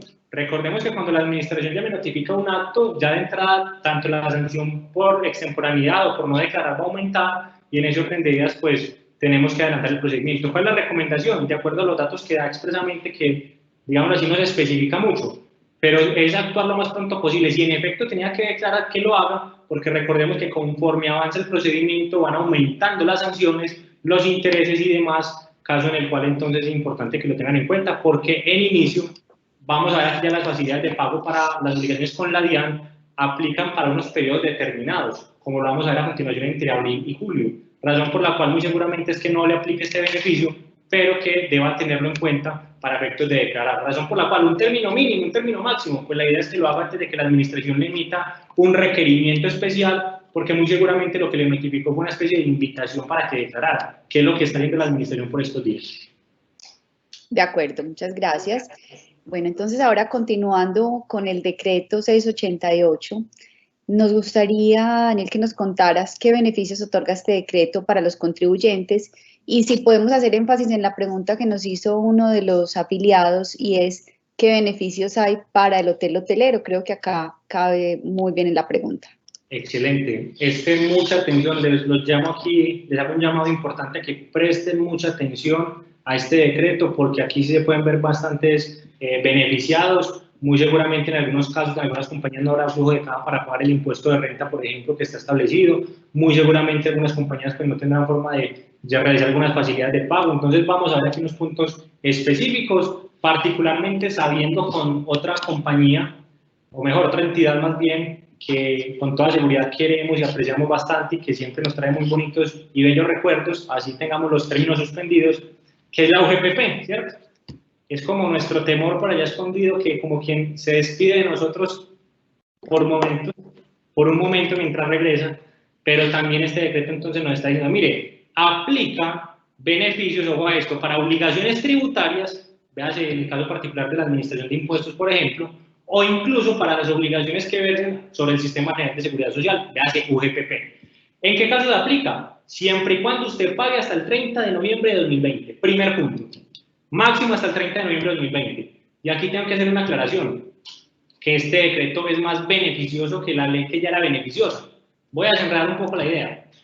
Resulta que comúnmente, en virtud de un artículo del Estatuto Tributario, que es el 635 del mismo estatuto, pues me dice que yo tengo que contar o pagar unos intereses moratorios cuando no cumplo una obligación, que son altísimos. Un interés moratorio representa cerca del 25% de la deuda anualmente.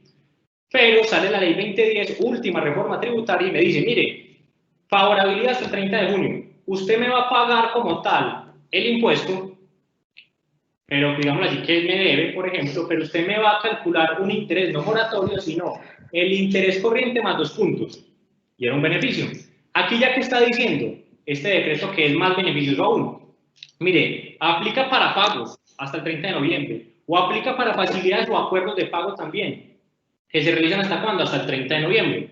¿Y usted qué va a hacer aquí, por ejemplo? En sentido general establece la norma.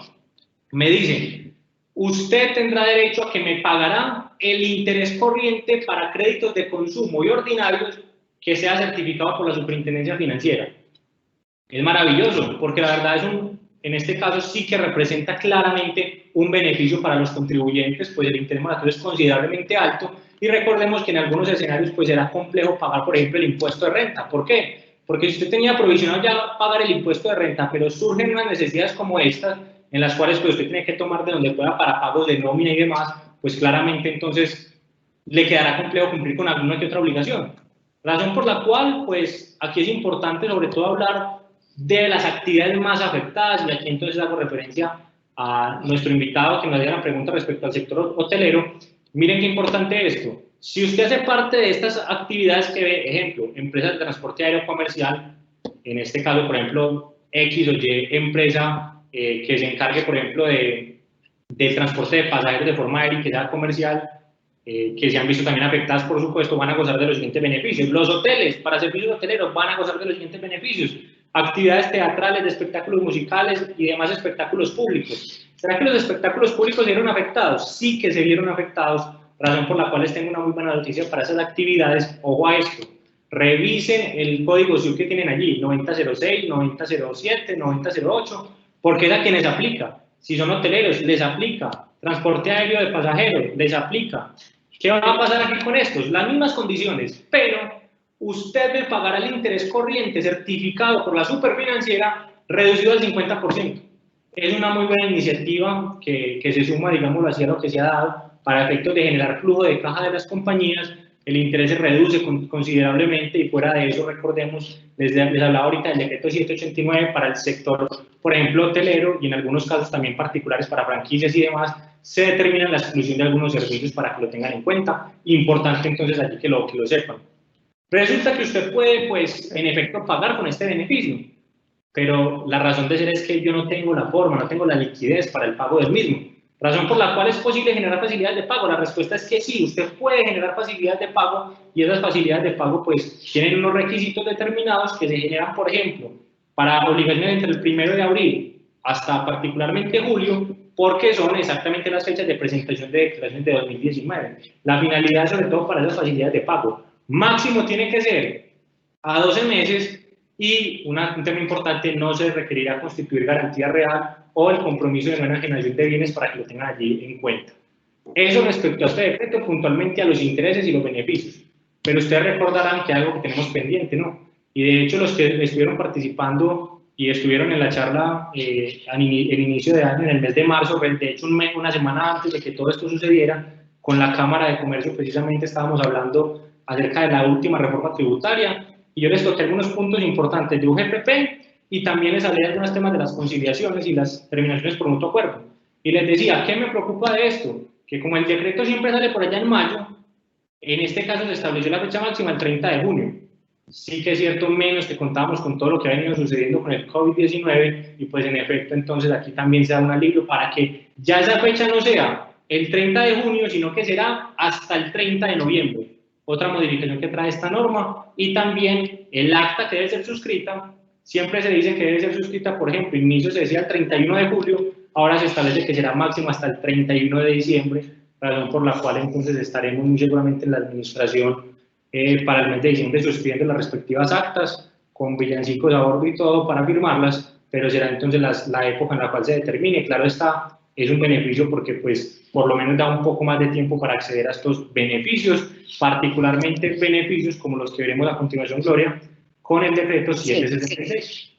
Incluso pues acá ya tengo algunas preguntas, si quieres hablamos del decreto y pasamos a las preguntas. ¿Qué pasará con el anticipo en este decreto? ¿Qué crees que va a pasar? Este es un decreto que considero yo que mejora muchísimo el flujo de caja de los empresarios.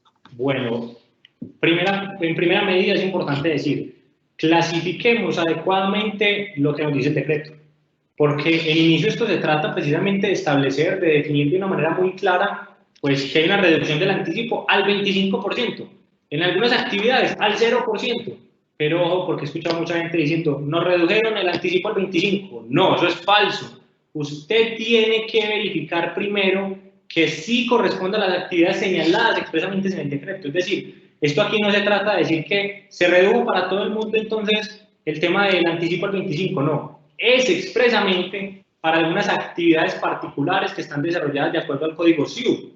Y en efecto, pues ¿en qué consiste? En el cálculo del anticipo para el año 2020 con un beneficio, y es que no será el 75%, sino que será el 25% o incluso el 0%. Aquí quiero retomar algo de manera rápida. ¿Cómo se calcula el anticipo comúnmente? Tendríamos que acudir al artículo 807 y nos dice, mire, usted tome el impuesto neto de renta y a eso practique el 75% como anticipo. En este caso, a ese 75% usted le va a restar las retenciones en la fuente del periodo y ahí tiene su anticipo. O la segunda forma es, tome el promedio de los 2 últimos 2 años y a ese le aplica el 75% y luego le resta las retenciones. Ese es el cálculo común y corriente que se venía haciendo. Ahora, digámoslo así, pues cambia considerablemente porque ya no hablamos de un 75%, sino de un 25% o incluso el 0%. Razón por la cual, pues, es una medida importante, claro está, como lo decía Gloria, para generar un alivio en el flujo de caja de las personas, y sí que es cierto que lo va a hacer para que pues, por lo menos no esté garantizando el pago del año siguiente cuando tenga una contingencia importante en este año. Aquí les dejo de forma iniciativa, de hecho pues compartiremos con ustedes estas memorias, de forma iniciativa algunas de las actividades principales o que están cobijadas, por ejemplo, con el 25%. Ahí tienen extracción de petróleo crudo, confección de prendas de vestir, en este caso transformación de la madera, etcétera, fabricación de productos metalúrgicos, construcción de edificios, obras de ingeniería civil, fabricación de motores, etcétera, etcétera, etcétera. Y de hecho aquí les coloco también, así como les referenciaba a las actividades anteriores, aquí están las que gozan del anticipo con un 0%. Hoteleros, por ejemplo, transporte aéreo, todo lo que versa sobre actividades de servicios, por ejemplo, particulares con bares, restaurantes y demás, o venta de ese tipo de bienes. Es fundamental entonces que lo tengan en cuenta. El llamado inicial era, mire, verifique y revise muy bien si en efecto se encuentra incluido. Pero entonces, ¿qué sucederá, Daniel, si yo no me encuentro incluido dentro de estas actividades? Pues lo que me dice la norma, como lo pueden ver ustedes en pantalla, es que yo deberé determinar mi anticipo de conformidad con el artículo 807. Y como lo ven claramente aquí, entonces, es lo que les explicaba hace un momento, es la forma de determinar el anticipo con el 75% para que lo tengan en cuenta. Veamos un ejemplo claro que se traduce, digámoslo así, de la siguiente manera. Yo tomo el impuesto neto de renta del año 2019, son 100 millones de pesos. A eso le calculo el 75%, son 75 millones. A eso le voy a restar las retenciones en la fuente, supongamos que son 20 millones. El anticipo total para el año 2020 será de 55 millones. Eso bajo el compuesto o lo definido en la ley antes de este decreto, o para aquellos que después del decreto no se encuentran dentro de las actividades. Y finalmente, ¿cómo sería el ejercicio con el decreto 766? Vamos con un mismo impuesto de 100 millones, pero el anticipo al 25%, es decir, mi anticipo será de 25 millones. Le resto los 20 millones que traía como tal de retenciones también, de las retenciones del periodo, y me dará entonces finalmente un anticipo a pagar equivalente a 5 millones de pesos. Claramente sería allí entonces que hay una reducción importante y genera, por supuesto, un mayor flujo de caja para las personas, por supuesto, para las compañías que lo requieren, y es una buena iniciativa entonces por parte del Gobierno Nacional. Bueno, Daniel, como ya se está agotando el tiempo, te propongo que hablemos sobre algunas preguntas del público, y acá tengo una, es la exención del IVA. Sobre la exención del IVA, ¿se extiende la comisión que cobra el propietario del inmueble de la agencia inmobiliaria? No, en este caso es importante decirlo que claro, particularmente lo que me está diciendo el decreto y la norma es sobre lo que versa sobre directamente el canon de arrendamiento. Lo que es accesorio no se encuentra, porque recordemos que en materia tributaria tenemos que interpretar la norma expresamente en su literalidad. Razón por la cual aquí estamos hablando del canon de arrendamiento, más no lo accesorio que puede ser, por ejemplo, una comisión. Esto no está cobijado allí. Perfecto. Hay una pregunta muy interesante, y es si una persona puede vender a los empleados a crédito por descuento de nómina con la exención del IVA de esos 3 días. Lo que sucede aquí es que es importante que tengan en cuenta algo. Yo ahí discutiría bastante el tema de descuento por nómina, pero respecto a algo. Lo más importante es generar la trazabilidad a través de entidades financieras, razón por la cual, si por ejemplo podría demostrarse o acreditarse, opino yo, para evitar riesgos sería ideal que se genere la transacción común y corriente, porque después la administración, y no les exagero, créanme que no les exagero, porque hay condiciones en la norma que dicen, mire, el bien deberá ser entregado dentro de las 2 semanas siguientes a la compra, por ejemplo. Eso estamos claros por allí. Pero preguntan, ¿no será que usted si compra muchas veces en algunas grandes superficies le llega a las 3 semanas? Y pasa, y estando aquí en Colombia o no. Y por el solo incumplimiento de ese requisito, la administración le puede reclamar al responsable, mire, usted no me cumplió con los requisitos aquí establecidos, razón por la cual usted me responde por el IVA.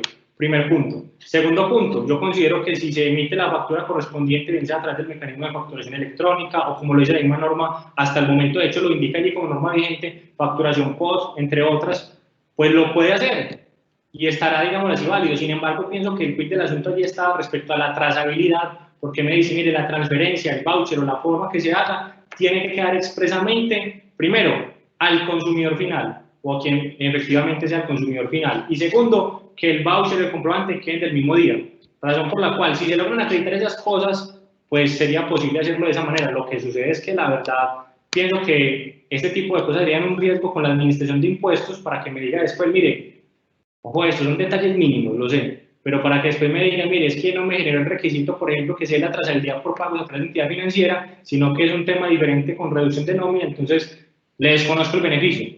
Podría darse, y lo digo por una razón muy sencilla. Tenemos el peor de los escenarios que se llaman normas antiabuso del derecho y fraude a la ley.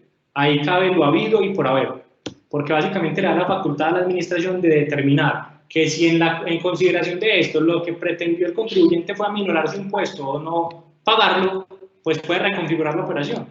Entonces lo digo en la medida pues, de dar un llamado porque pues, con estas facultades tan grandes que tiene la entidad, aquí lo que se trataría sería precisamente de decir, mire, evitemos en esa medida y hagámoslo directamente porque en efecto pues, puede ser discutido por la entidad. De acuerdo, aquí una pregunta muy interesante y es, ¿qué pasaría con el arrendamiento de una oficina bancaria? Es una oficina bancaria, si está definida entre la aplica sin IVA, cobro sin IVA. Bueno, ahí pasa... Oficina bancaria. Lo que sucede es que particularmente, recordemos lo que decíamos del término género y especie, ¿cierto? El género será oficina, la especie sería, por ejemplo, una oficina con destinación para temas bancarios o financieros, pero como la norma aquí me habla de manera clara, oficina, no podría entenderse, digamos, lo que goce del beneficio, porque en efecto el concepto genérico es oficina, razón por la cual de plano lo estaría desconociendo la Administración de Impuestos, porque no cumple con lo establecido, máxime que el parágrafo dice no se incluyen dentro de esta exclusión de IVA las oficinas, sea cual sea su destinación, me habla de oficinas. Listo. Otra pregunta muy interesante, ¿qué sucede con el anticipo de renta de una sociedad que ya canceló el 50% en abril? Bueno, ahí es importante que lo tengan en cuenta algo. Si yo pagué ya mi primer cuota, por ejemplo, como lo dice bien en este caso el participante que hace la pregunta, por ejemplo, pues eso en efecto constituirá y habrá que revisar, por ejemplo, cuál era el valor a pagar finalmente.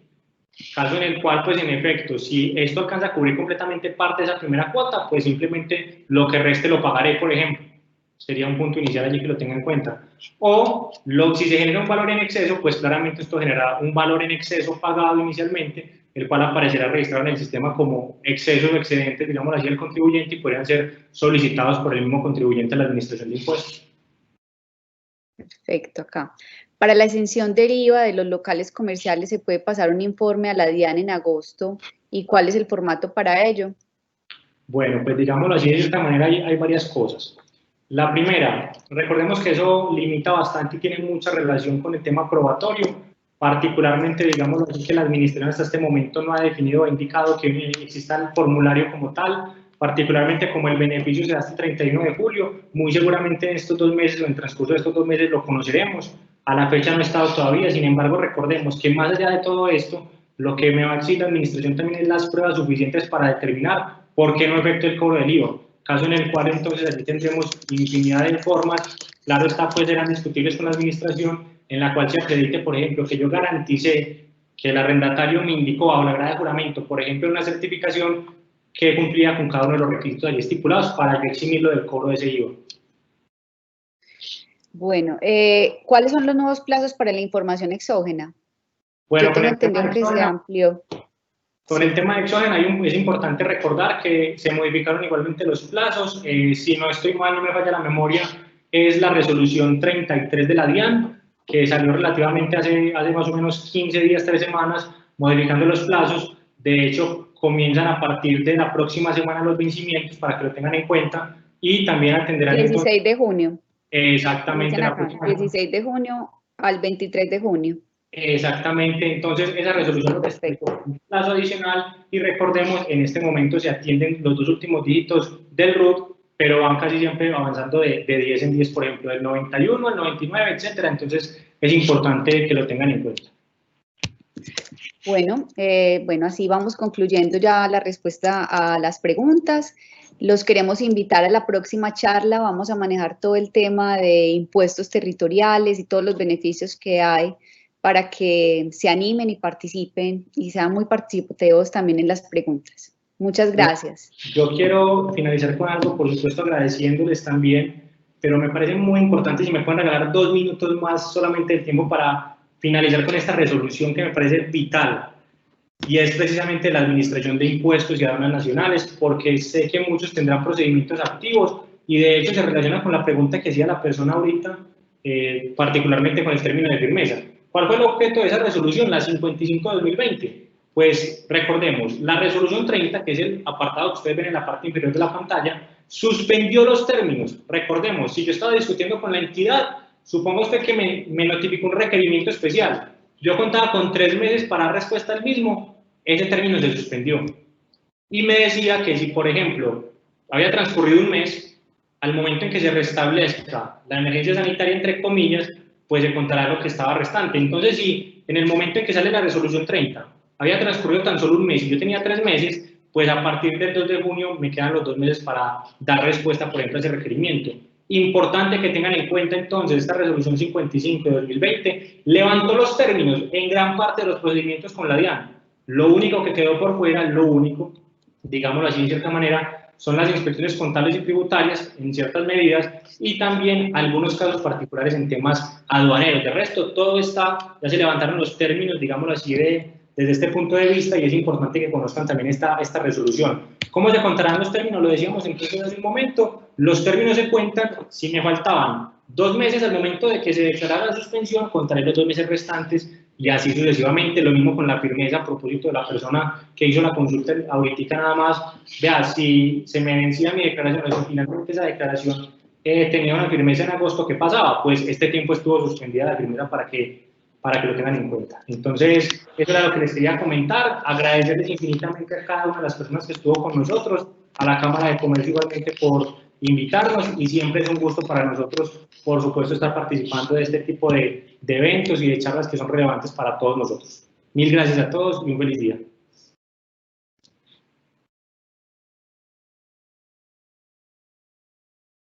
Muchas gracias por participar.